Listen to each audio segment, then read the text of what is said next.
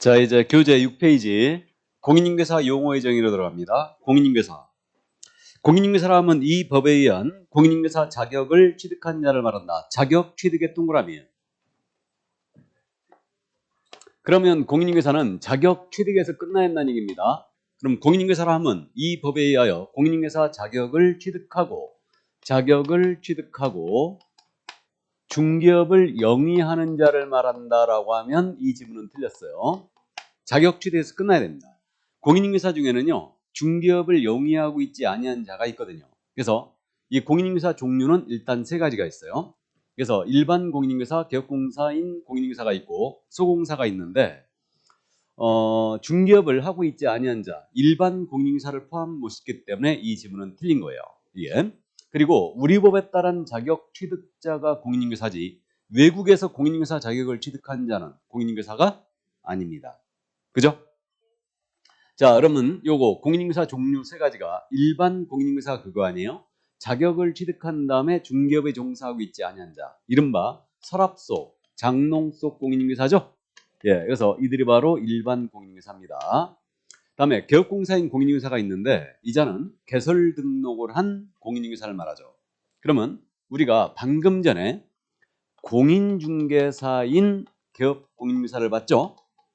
그럼 공인중개사인 개공과 개공인 공인중개사예요. 같은 말이다, 틀린 말이다?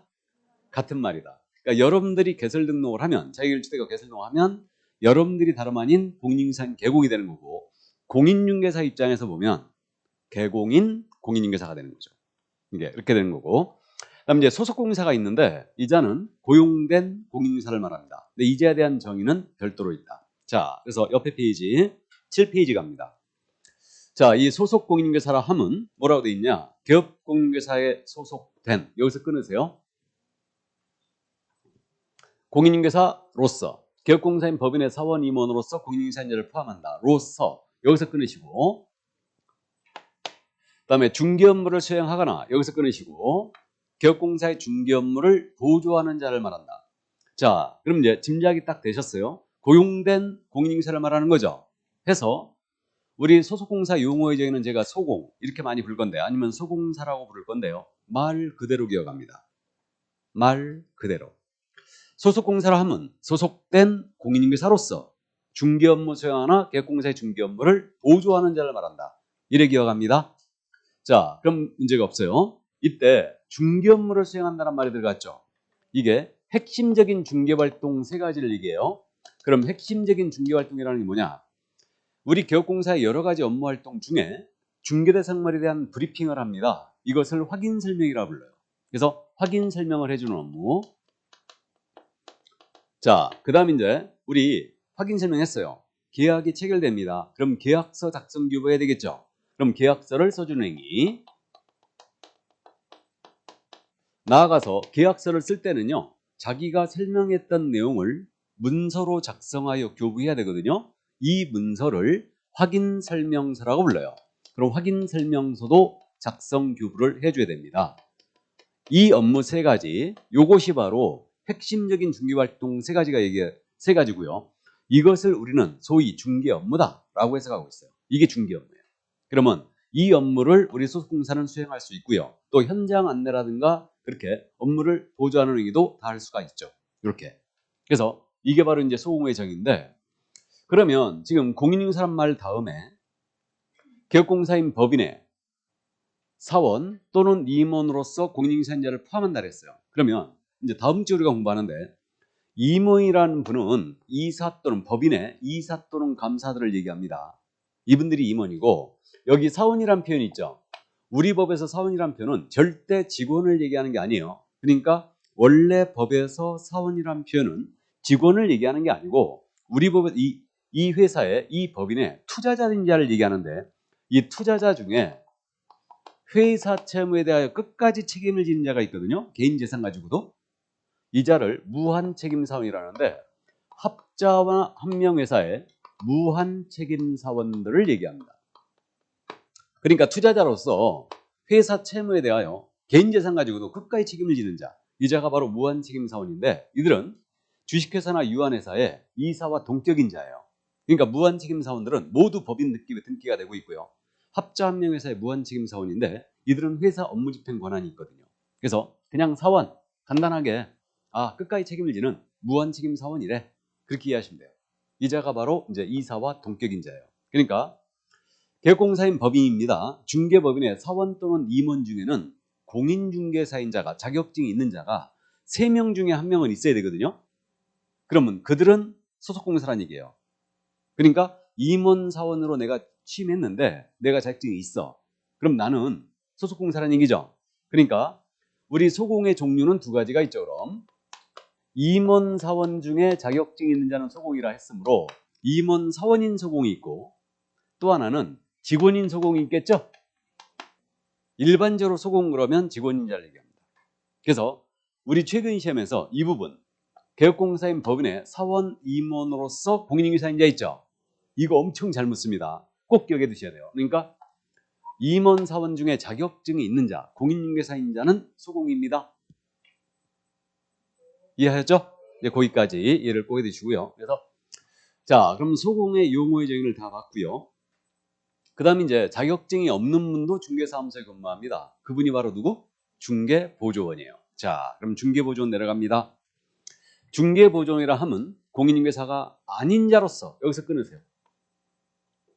개업공사에 소속되어 고용되어 중개대상물에 대한 현장 안내 및 일반 사업 등 개업공사의 중개 업무와 관련된 단순 업무를 보조하는 자 그랬죠. 단순 업무를 보조에 밑줄 그어져 있죠. 자, 그러니까 중개보조는 용어의 정의를 꼭 기억할게. 출발점.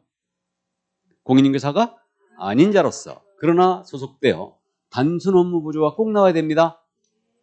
현장 안내 및 일반 사업 등 개업공사의 중개 업무와 관련된 단순 업무를 보조하는 자다. 이렇게 이제 암기하는데 자, 그러면 우리 중개보조원 지금 이렇게 쓰고 있는데 이게 중개사무소 갔을 때 보조원이라고 찍힌 명함 받아보신 적이 있다 없다? 없어요. 주로 뭐다? 실장님 이렇게 표현돼 있죠. 주로 이렇게 돼 있는데 물론 이제 소공인 실장님이 있어요. 근데 보조원인 실장님입니다. 이분은 단순 업무만 보조할 수 있다고 그랬죠. 그러면 중개 업무라는 걸 할 수 있어요 없어요? 없습니다 이거.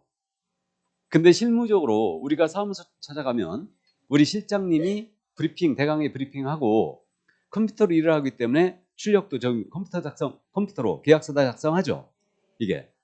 그래서 이게 업무의 한계에 관한 문제인데 주도적으로 실장님인 보조원이 업무를 수행하면 안 됩니다. 개공이 그 보조원을 지시함으로써 업무를 수행하는 거예요.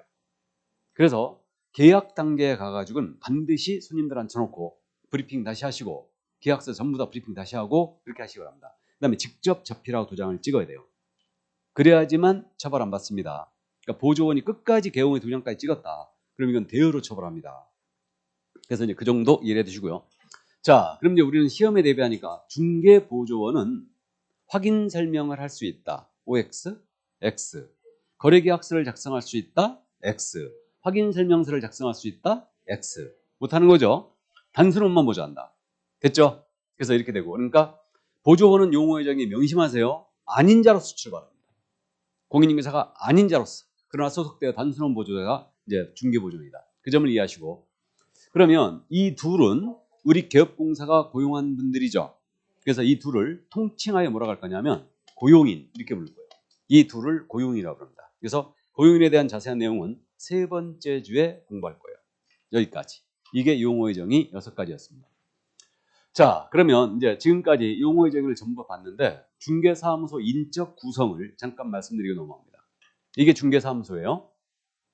그럼 인적 구성이 어떻게 되냐면 먼저 이 사무소의 대표라는 분이 계십니다. 이분을 우리는 뭐라 불렀어요? 개업공사입니다. 대표라는 분이. 그다음에 여기 직원이 있는데 자격증이 있어요. 이분을 소공사라고 불렀어요. 그럼 소공의 종류는 다시 임원인 소공이 있고 직원인 소공이 있죠. 이렇게 되고요. 그다음에 보조원이 있습니다. 자격증이 없는 분이죠. 그래서 이분이 직원인데 중개보조원이라고 불렀고 이 둘을 고용인이라고 불렀다. 이렇게 부르고 그다음 법인이었다면 이게 임원사원인 분이 계시죠. 그래서 임원사원이 계십니다. 그럼 이들이 개공, 소공, 보조원, 임원사원 이들이 중개업 종사자 전체죠. 이들을 통칭하여 뭐라고 부를 거냐면 개업공인사 등이라고 부를 거예요. 이들이 개공 등이다. 개업공사 등이란 표현이 5번 나옵니다. 다음 주에 바로 등장해요. 다음 주에 바로 등장하는데 어쨌든 계공 등이란 표현 이해해두세요. 중기업 종사자 전체를 우리는 계공 등이라고 부른다. 맞죠? 그리고 마지막으로 중기업을 할 수 있는 자는 계공이에요? 공인중개사예요? 중기업을 할 수 있는 자. 계공이죠. 그러니까 중기업을 하고자 할 때는 등록을 하라고 그랬죠. 등록한 자가 누구? 계공이에요. 그러니까 계공이 중기업을 할 수 있는 것이지 공인중개사가 아닙니다. 그래서 우리는 공인중개사란 말과 계공이란 말을 완전히 분리해 쓰고 있고 저는 중개인이라는 표현을 쓴다고 그랬는데 중개인하고 중개보조원하고 헷갈리면 안 돼요. 중개인은 계공 중에 한 명입니다. 계공 중에 한 명이고 중개보조원은 자격증이 없는 직원인 불가한 거죠 지금. 그래서 중개인은 계공 중에 한 명이에요. 그래서 그걸 또 이제 헷갈리면 안 됩니다. 그래서 여기까지. 이게 바로 용어의 정의였어요. 이 부분은 매회 출제하니까요. 가볍게 꼭 암기를 해주시고 이제 나중에 문제풀이 과정에서 다 정리가 될 겁니다.